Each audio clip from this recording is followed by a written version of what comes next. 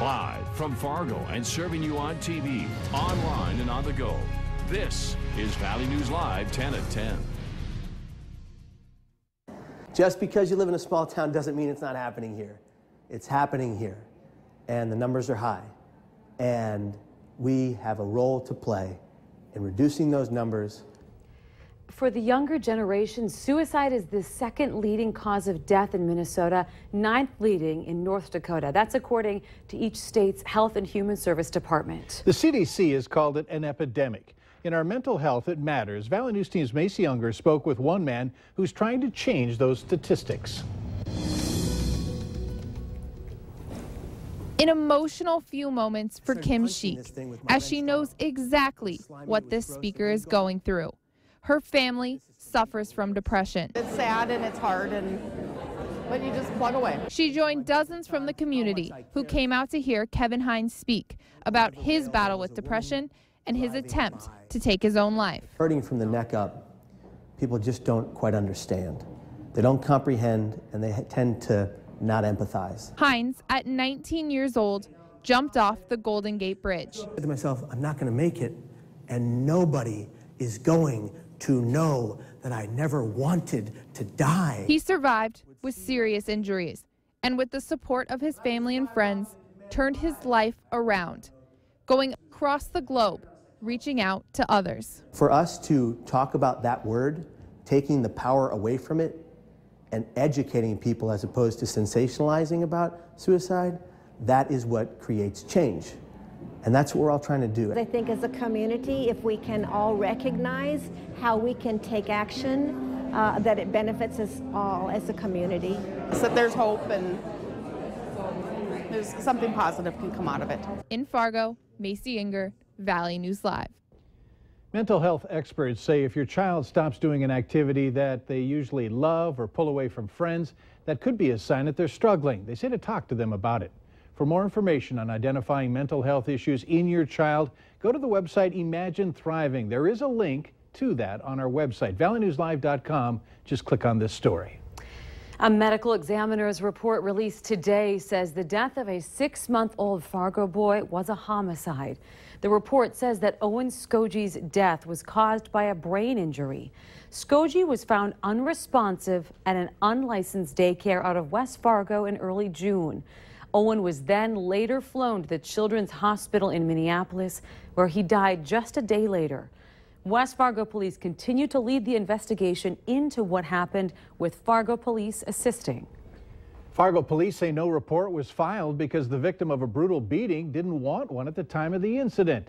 The fight in question happened outside Shotgun Sally's in Fargo several weeks ago.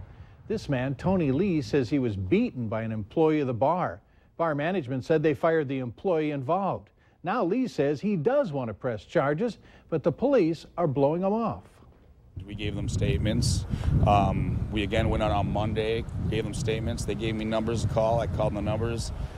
Still haven't got one call about the person who did it. Fargo police say they have no formal report of the incident, but they have the responding officer's notes. They confirm that Lee refused to press charges. The father of a man who was assaulted at the UND fraternity Lambda Chi Alpha says he's disappointed in the community and does not blame the fraternity for what happened. Dan Gisvold says growing up, his son, who's openly gay, was and still is being harassed. He says last weekend, 4 people stripped the clothes off his son and beat him because he's gay. Gisvold wants to thank the Good Samaritans that he says brought clothes to his son and hopes more people will stand up for one another. Unless you're in my position or other parents' position that have a son or daughter that's gay or lesbian, I mean, you don't really quite get it. And they want to be treated just the same. Neighbors of the fraternity say that they were shocked to hear about the alleged assault. Jerry Seba and his wife have lived next to the frat for nearly 40 years.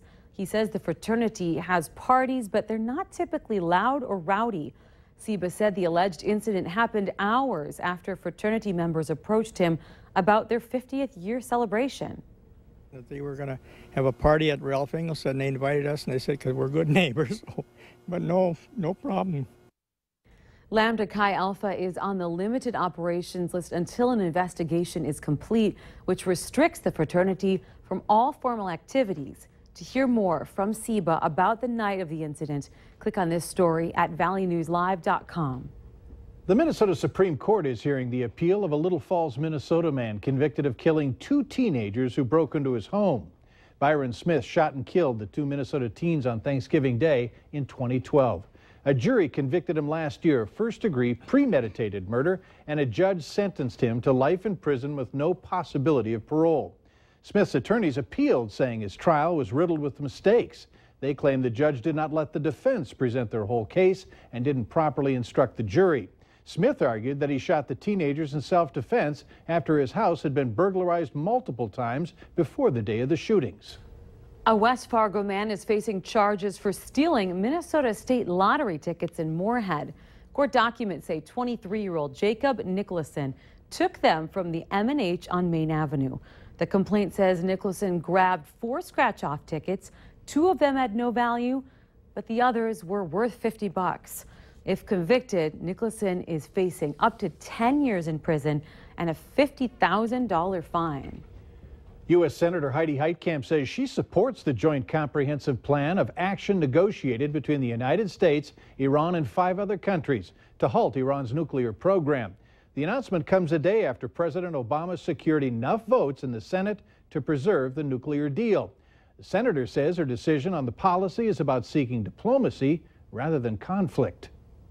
I have not invested as many hours in any one thing as what I've invested in my review and my analysis of the Iranian agreement, in part because it is so critical. And if we get this wrong, the consequences are dire.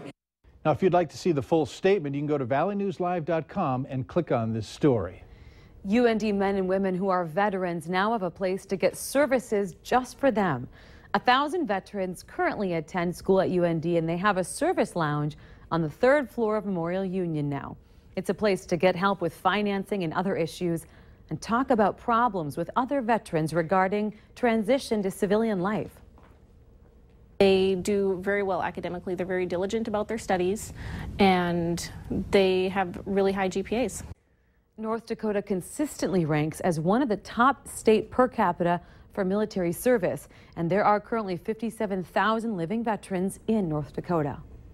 It was a story that stung Minnesota. A Washington Post article dubbing Red Lake County as the worst place to live in America. And boy, did they hear about it. As one might imagine, proud residents from all over the state took to social media to refute the claims, sometimes showing photographic evidence.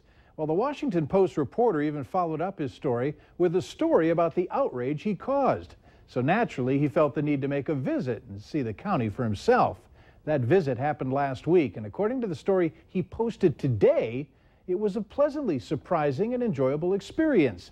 The people were amazing, he wrote.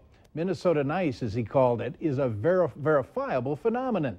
But even going beyond the civic pride that was so thick you could season a fried walleye with it, there was the landscape. There's no doubt that the Red Lake County region is a flat-out gorgeous spot, he writes.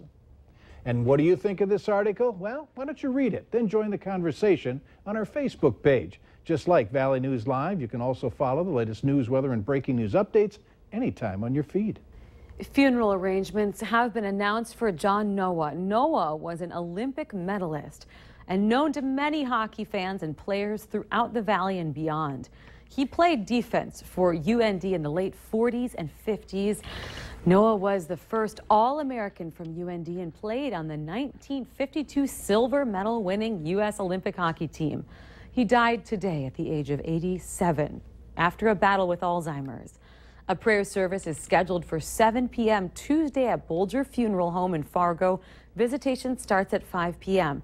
and the funeral will be at 11 a.m. Wednesday at St. Anthony Padua Catholic Church in Fargo, with visitation starting at 10 a.m. Valley